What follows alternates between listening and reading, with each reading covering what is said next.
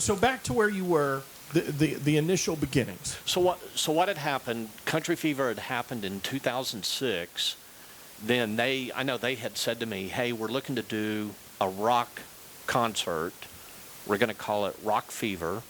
Okay. And at that time, how'd you meet him? Did you meet him through me? You met him did. through rock. And I remember riding in the car. Me and Brad were always going doing shows, and he got a call, and he said, "We want to do a festival. We want to call it Rock Fever, and we got one band to work with. They had already confirmed Poison." Yeah.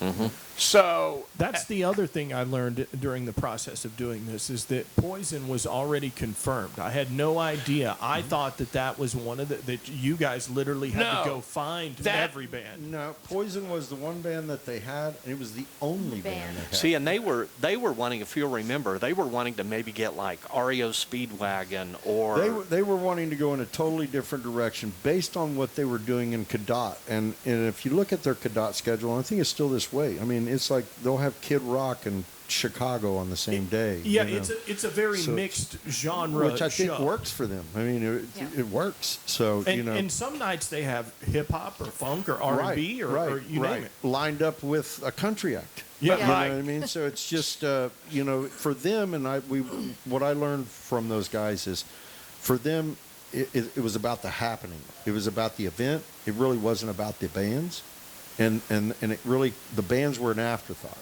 So they wanted really good bands, don't get me wrong, but people up in Cadott they planned on going there.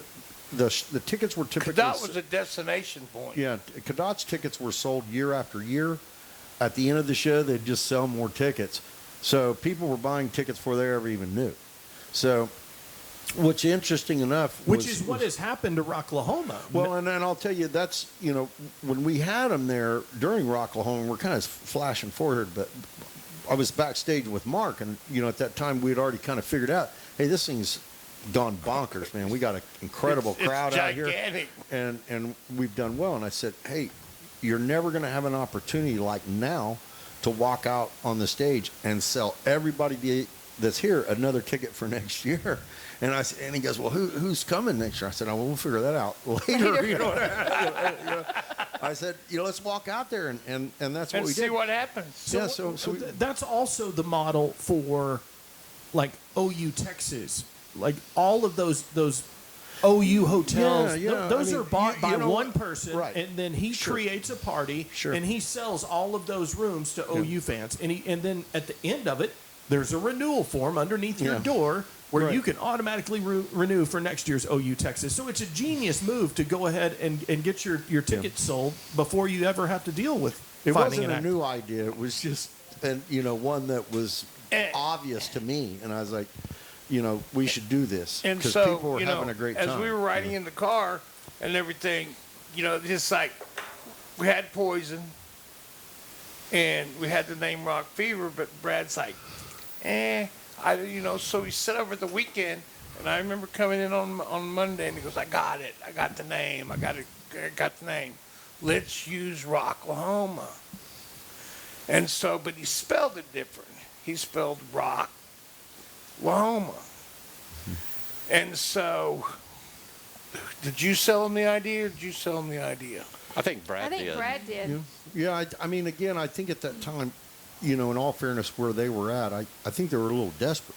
I mean, and, sometimes that's your best opportunity, And for us, at that time, what we were doing, I was like, let's do something that is about us, and let's try to do something that we know. And I knew that we knew this music, and, certainly, Max, a lot of these guys by this time, were not working.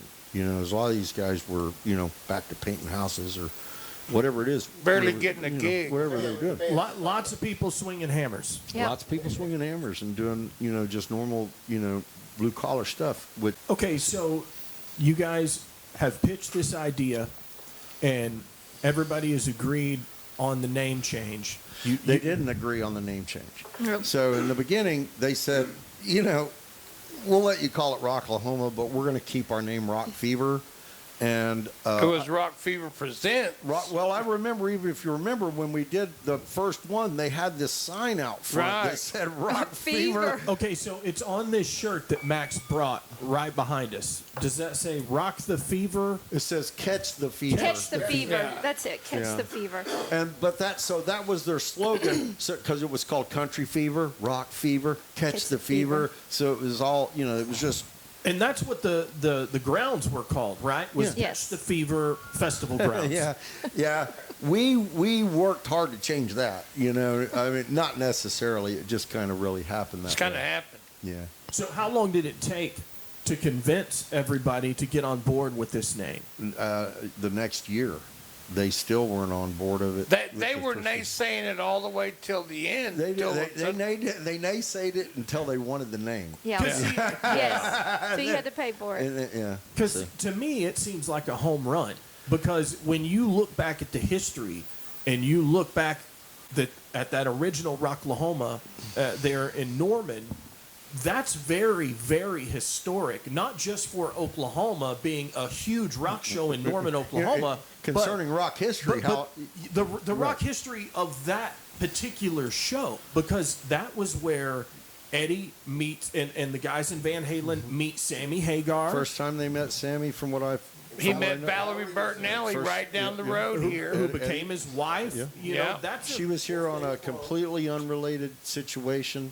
They ended up being in the same hotel, and that's how they met.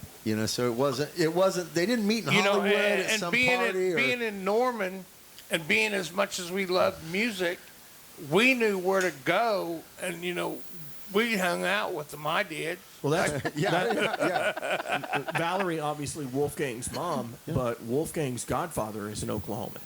I didn't know that. Steve Ripley. Oh, I didn't know that. Yeah. Anyway, on that Monday, I come in and I say, "Hey, Max, look, I got an idea. Let's use this name Rocklahoma." I'd actually done a little bit of research over that weekend and found out that it had never been trademarked. So whoever had done it, Barry Fay had done it. It was Barry Fay. Out of Colorado. I know you just said drop the bomb, but somebody dropped the ball on that. Yes. Oh my God! There was a lot of them How like do you that. leave There's a whole wide nother open? There's a whole There's a whole nother There's a story story there there. that keeps going. That we'll circle back around. But at that time, it was one of the things. Kind of hobby.